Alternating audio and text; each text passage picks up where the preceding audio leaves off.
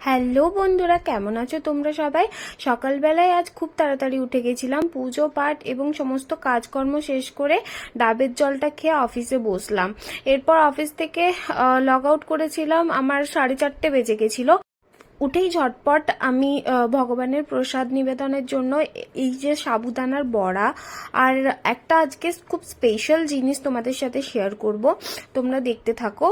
তো প্রথমে আমি বড়াটার জন্য রেডি হচ্ছিলাম, সমস্ত কিছু মশলা দিয়ে এই বড়াটা আমি করে ফ্রিজে রেখে দিব।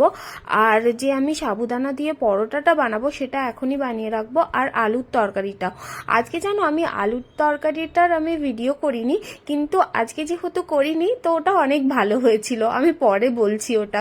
তো পরোটার জন্য কি হবে, ওই যে ডোটা করেছিলাম ওই সাবুদানার বড়ার, ওটার সাথে আমি একটু ময়দা দিয়ে মেখে নিব। তারপর 4বার ভালো করে সেকে নিয়ে হাই ফ্লেমে, তারপর একটু একটু ঘি দিয়ে করে এটাকে ভালো করে 2বার এপাশ ওপাশ করে সেকে নিব। দেখো খুব সুন্দর হয়েছে, তাই না?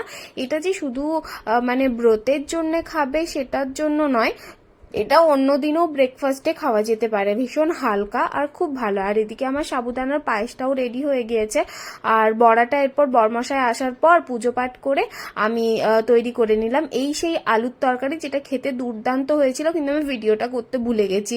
তো বড়াটা আমি প্রথম ট্রাই করলাম, ভীষণ ভালো হয়েছিল। যারা যারা রেসিপি চাও তারা আগের দিনের ভিডিওটা দেখে নাও। টাটা।